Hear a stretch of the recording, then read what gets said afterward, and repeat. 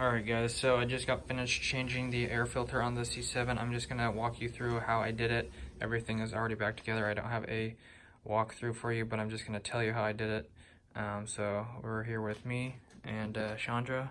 So basically, what you want to start out with is you want to remove this little water dam thing. There's 4 screws. There's one right down here. There's 2 on the top, right there, and then there's another one around the corner, just on the other side of this, just like that, on the other side. Once you remove this,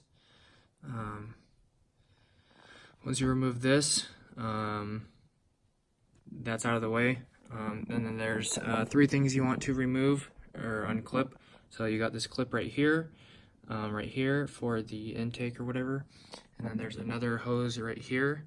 And then either this hose right here or this hose up there. So either one, it's just basically what you're doing is you are loosening all this up right here so you can just slide the whole thing off and then get to the air filter right in here. So basically unclip those 3, and then you want to loosen this intake clip right here, or hose clamp. And then once you pull this off, slide everything off to the left or take it out completely.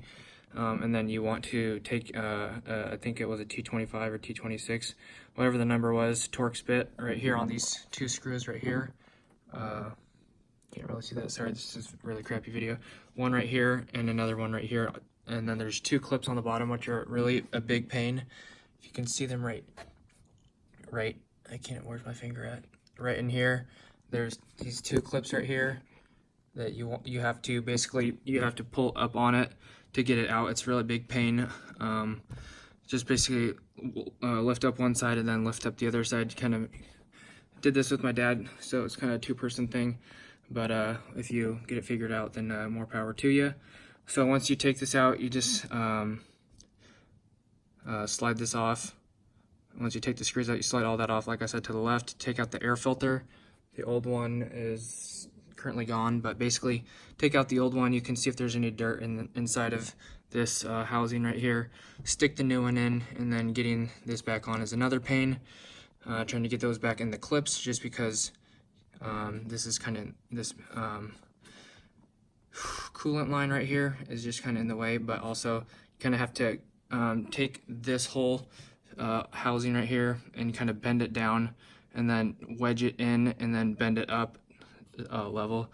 So I started out with this corner, I think, got the bottom left corner in, and then got the bottom right in. So I did it from this side over here, just bent this whole housing down to the left, stuck one side in, stuck the other side in, and then lifted it up, and then tighten these screws back down. So just kind of reverse order, tighten these 2 screws down, clip this back together, tighten the, or then you can either order, but basically clip this back in, and then put the other 2 clamps that you took off, put them back in.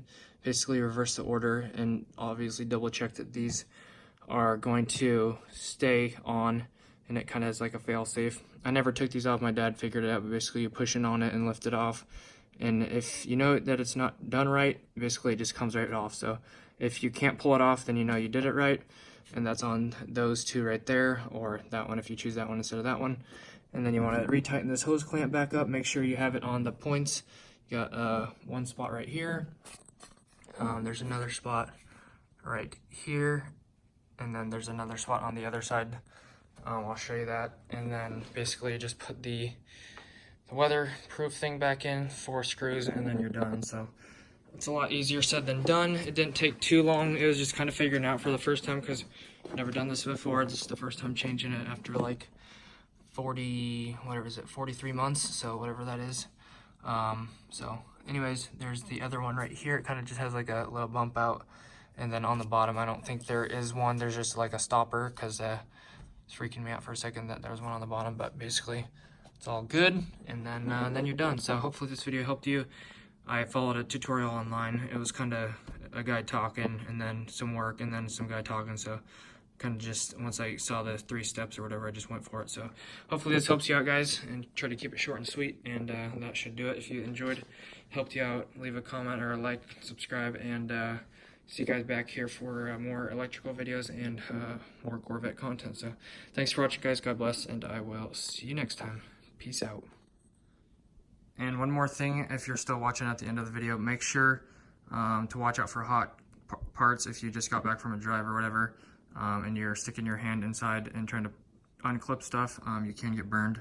I did get hit a couple times. I don't know if it's going to show up or not, but basically just reaching in on my wrist and then like on the back of my other wrist over here. So probably won't show up, but just be cautious of hot parts and maybe do it when it's not after a hot drive or whatever. So anyways, that'll do it, guys. Peace out. Hope this helped you out.